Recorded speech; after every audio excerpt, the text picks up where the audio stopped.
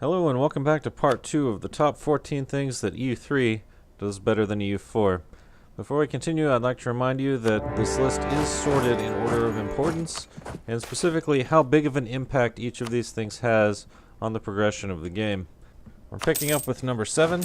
EU3 handled Diplo annexations better than EU4. Now, this is kind of an odd one because I don't think EU3 handled it particularly well, but compared to EU4 I'd still say it was better. So let's take a look at Transylvania, which starts as a vassal of Hungary. If we hover over demand annexation, we see that Diplo annexations in EU3 and EU4 had a couple of things in common. Notably, in both games the nation has to be your vassal for at least 10 years. You need to have a relation of 190 or higher. Now, one very important difference is that EU3 requires 10 years between different Diplo annexations. Let's say, for example, I had two vassals, Moldavia and Transylvania, at the start of the game. It would mean that if I waited 10 years, I could annex either one of them, but I would have to wait an additional 10 years before I could annex the second one. Now, back before EU4 came out and I was playing a lot of EU3, I always thought that the demand annexation requirements seemed a little bit arbitrary. Like, why should I have to wait 10 years between Diplo annexations? I didn't really think about the implications of not doing that. But in playing EU4, I can see why this requirement was added. Diplo annexations in EU4 require spending X number of MacGuffin points. Although when we mouse over Annex Vassal, we can see how many points are going to be required. We can't see when the process is going to finish. However, once we start the annexation, if we look over in the outliner, it's going to show up here and tell us exactly how many months it's going to take. And again, thanks to the certainty versus uncertainty that I talked about before, we know exactly to the month when this Diplo annexation is going to finish. Now, if we have multiple nations that we want to Diplo annex at the same time, we have a little bit of a problem, but it's easy to get around. That is, if you annex one nation, it's going to drop your diplomatic reputation by 3 thanks to the Annex Subjects modifier. However, if you finish multiple Diplo annexations at the same time, you don't have to worry about this problem. So we can imagine a situation where in 50 years, Burgundy has over 300 development, it has that third diplomat, and then we can click on all 3 of these nations. We can get our relations up to 190 very easily because we can have up to plus 200 relations thanks to improved relations. We can also send money, we can do other things, but it's very easy to get relations up to 190 in EU4. We can devote 1 diplomat to each of these 3 integrations. Now, when we first send the diplomat, initially it's not going to do anything because the Diplo annexation takes time. But if we look in the outliner, we'll see an entry for all 3 of those integrations. We can also mouse over and see exactly how long it's going to take for each of these 3 integrations. And we can see which one is going to take the longest. Let's say, for example, that Brabant is going to take 6 years and 5 months. And for example, Flanders is going to take 5 years and 5 months. So we know that if we cancel Flanders, wait 1 year, and then start the integration on Flanders, it's going to finish at the exact same time as Brabant. We can do this in order to time any number of Diplo annexations. So in this example, we start the integration on Brabant, we wait a few months. We start the integration on Flanders, and we time the integration so that these two finish at the same time. We test Holland, and we see that its integration is still going to be quicker. But we see how much quicker it's going to be, so then we cancel it. However long that difference is in months, we wait that long, and then we start the integration. Now we have 3 integrations going at the same time, and all 3 of them are going to finish at the exact same month. That means we've annexed all 3 nations, and we don't have to worry about this diplomatic reputation modifier, because if you're no longer annexing someone, then honestly this doesn't matter at all.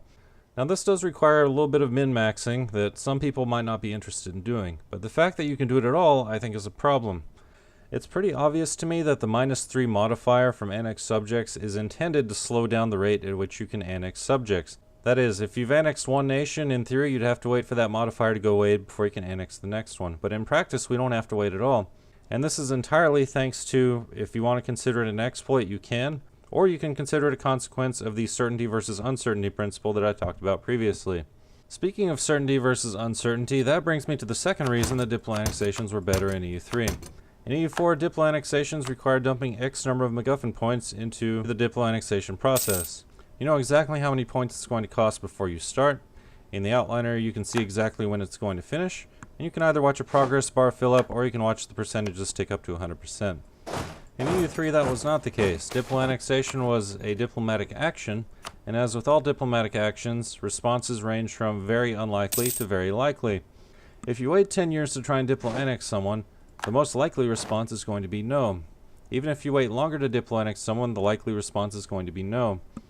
Unlike EU4, there's no limit to the amount of relations increase you can get from sending money. So I think the most common thing that people would do in EU3 is to spam your vassals with gifts to get your relations up to 190, and basically use a diplomat to try Diplo annexation. even if the percent chance to complete the diplo annexation was incredibly low, let's say 10% or so, you would still do it over and over until you eventually got the answer of yes. Now in EU3, the longer you have a vassal, the more time you have to build up trust. The more trust you have, the more likely it is that they'll accept the diplo annexation. That means if you force vassalize someone through war, they're probably going to hate your guts, and they're probably not going to want to accept a diplo annexation. But the longer you wait after that forced vassalization, the more they're going to trust you, and the more likely it is that you'll get the yes answer instead of the no answer. It also means that you're not going to have to spend anywhere near as much money, because every time they give you the answer no, it drops your relations. And the best way to get your relations up is to send them more money. So the longer you wait, the higher your trust is, the more likely it is that they're going to accept the diplo annexation. Not the case in EU4. In EU4, none of this matters. It doesn't matter how you vassalize someone, whether it's through war or other means. It doesn't matter how much they trust you. The only thing that matters is that your relations are over 190, and then you can start the diplo annexation by dumping MacGuffin points. And finally, diplo annexing a nation in EU3 doesn't magically give you cores over the entire nation. Now it's true you might end up with a mission where the objective is to diplo annex a nation, and that mission might give you cores on one or more provinces. But that's not always the case. It's not a guaranteed thing. So unlike in EU4, diplo annexing a nation isn't always the best possible thing to do. It might actually be better to keep that nation as a vassal. In EU4, when you integrate a nation, you're most often going to have cores across the entire area that you just integrated. And not only that, they're going to be state-level cores, which means you can make the entire area that you just integrated into states without having to invest any additional admin points. This means that once a nation has acquired all of its core lands, and if you're not including some extreme min-maxing and power gaming, there's virtually no reason to not diplo annex a nation in EU4. Number 6. EU3 sliders are better than EU4 Monarch points. That's right, I went there. And I'm not only going to defend this system that everyone loves to hate, I'm going to say it's better than the new one. So first, for those of you who aren't aware, what is the slider system? Well, basically, tech in EU3 was divided into 5 broad categories: government, production, trade, naval, and land. Rather than having a separate tab for technology, technology was included in the budget window. And simply put, your monthly income was divided between your treasury, investments in stability, and investments in various technologies. So that essentially means you're paying money to invest in research. Now, when you mouse over the technologies, the first thing to pop up is going to be the different investments. What you see is that the current ruler is giving some bonus. You can also see the amount that's invested and the total amount that needs to be invested. For example, in land technology, we currently have 182 invested, and we need about 2,600 in order to get to tech level 4. And we see that we have 1.4 from the budget, and we can see here this 1.4, this is the slider component. We also have from the ruler, that's a +6. So basically, the better your ruler is, the faster you're going to get technology. In this case, our ruler has a military skill of 6, which means our land and naval tech investment is going to be +6. For administration, we've got a tech of 4, which means trade, production, and government tech is going to get an investment of +4 per month. So basically, the better your ruler is, the quicker you're going to tech up. There are other ways that you can increase the rate of technology increase. The most notable way is by recruiting an appropriate great person. And these are the equivalent of the advisors in EU4. So for example, the statesman will give you a government tech investment of +3 for a level 1 statesman. The higher the level of statesman gives you a multiplier. So for example, level 2 statesman will give you a +6 and so on. So for example, if we want our land tech to increase as quickly as possible and we want as much of an investment as possible, then we're going to look for an army reformer to give us a land tech investment. And the higher the level of the army reformer, the quicker you're going to get that land tech to increase. It also means that if you really want to focus on any particular technology, you can dump more points into it. So here, for example, I'm spending almost the full treasury on getting our land technology to increase faster. So you can see with the current rate and all other things being equal, this technology is going to finish in November 1413. That's a full 14 years to get this one technology to increase.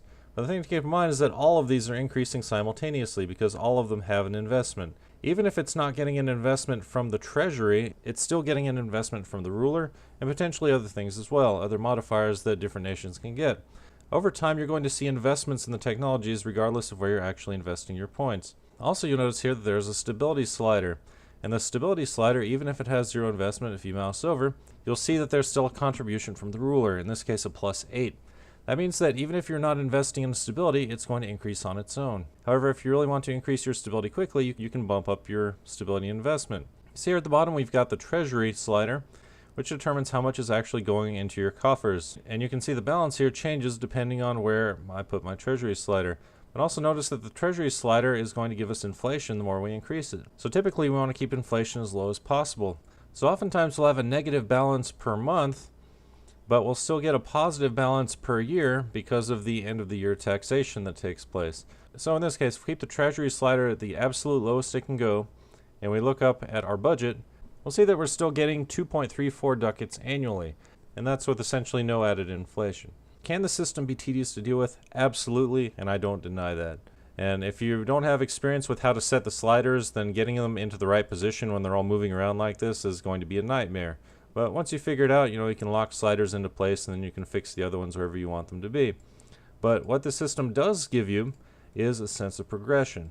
That is, if there's a comet sighted and your stability drops, it's going to take you time to fill that slider. It can take you either a whole lot of time if you have this set at 0, or it can be very quick if you set it to max. Also, if you have the appropriate advisors, it can go up faster or slower. And it's the same for any one of these techs. That is, do you want to focus on your technology? You get the right advisor, you invest your treasury into it. If you don't care about that tech, for example, if I'm Lithuania, I don't even need to invest in naval tech. I can lock this at 0 and keep it there forever. Eventually, because my neighbors are going to be investing in naval tech, I'll get bonuses to naval tech. There's a sort of trickle-down effect for technologies, and even if I don't invest in a particular technology, eventually I'm going to learn it. And when you finally do get that increase that you were hoping for, let's say you need 2 or 3 tech levels, and let's say you need 2 or 3 tech levels to get that new building or that new unit that you really need, that's a pretty important thing. And maybe you've been waiting years to get that tech, but you can see the progress and you can see how it affects everything else. As things happen to your nation, maybe you need money. Maybe you're at war and you need a whole bunch of money and you need it fast, so you set your treasury slider to the max. And you're going to get a ton of inflation, but hey, it's better than your country dying, right? These are the sorts of trade-offs that you have to make in EU3. Do you invest in technology, do you invest in stability, or do you invest in the treasury? And for any one of these investments, there are pros and cons that you have to weigh. Most of this nuance has been gutted and removed from EU4 and instead replaced by the Monarch point system. Your Monarch point gain per month depends most substantially on the stats of your ruler, which is fine. It also depends on where you want to put your national focus if you want to set one, and also whether you want to invest in an advisor or not, giving you 1 to 3 additional Monarch points per category per month. There are also other ways that you can get Monarch points that involve a little bit of min-maxing, but in general you're going to get an increase per month, and then you decide how to invest those points. And those points go into any number of things. I'm going to be focusing on technology and a couple of other things that I haven't already talked about. So I've already talked about development, we're not going to be getting back to that too much, but for technologies, first off, in EU4 you can mouse over any of these progress bars and see exactly when we're going to have enough Monarch points to invest in that particular technology. That of course relies on a number of modifiers, but basically when this bar fills up we can get the technology. But most of the time you don't get the technology when that bar fills up. And that's because in EU4, optimization is the name of the game. Oftentimes I'll be close to my cap limit for military points because you can't invest military points in either coring or diplo annexations. So for approximately half the time I'm in the game, I'm going to have this bar completely full, but I'm not going to invest in it. That's because for all the negative modifiers, I'm going to be losing potential points. In EU4, there's an artificial limit to how quickly you can research technologies. For lack of a better word, every technology unlocks at a certain year. You can still discover that technology ahead of time, but doing so comes at a premium. For every year you're ahead, you're going to pay an additional 10% Monarch points. And obviously there's a time where it's going to cost more Monarch points than you can possibly invest because there's a cap for each Monarch point category. In EU3, this artificial cap also exists, but you're going to be investing towards that cap regardless of whether you're past it or not. That is, your progress bar in EU3 is going to be filling up, and just the maximum number is going to be dropping. That is, for every year interval, the total amount needed to be invested to get that technology drops, so your percentage is going to increase. The same exact thing happens in EU4, it's just that when your bar fills up, you don't get the technology, you still have to invest the points. The consequence of this is that unless you have a really good reason to, you're not going to invest in technologies ahead of time. So your bar is going to be full, and you're going to find other places to invest those points. I don't think this is necessarily a problem, but it does give technology a really weird sort of progression in EU4. That is, the optimum strategy is to sit as close to your cap as you possibly can, and then wait as long as possible for every modifier to get as much in your favor as possible. In single player, I almost never invest in technologies ahead of time. The one exception to that might be admin or diplo at level 23. In multiplayer, the one technology that people will often invest into ahead of time is going to be military technology. But often this is going to be the category with the most spare points anyway, so it's not a huge deal. It's just, again, a really weird progression. So optimum strategy is to sit close to your cap as possible, dump any extra points, especially into development and stuff like that, and then just dump your points into technologies the moment they become available with no negative modifiers. This technology system is not bad, it's just flavorless. As the progression is just not there, these bars may as well not be here. The only number that matters is this one here, the ahead of time.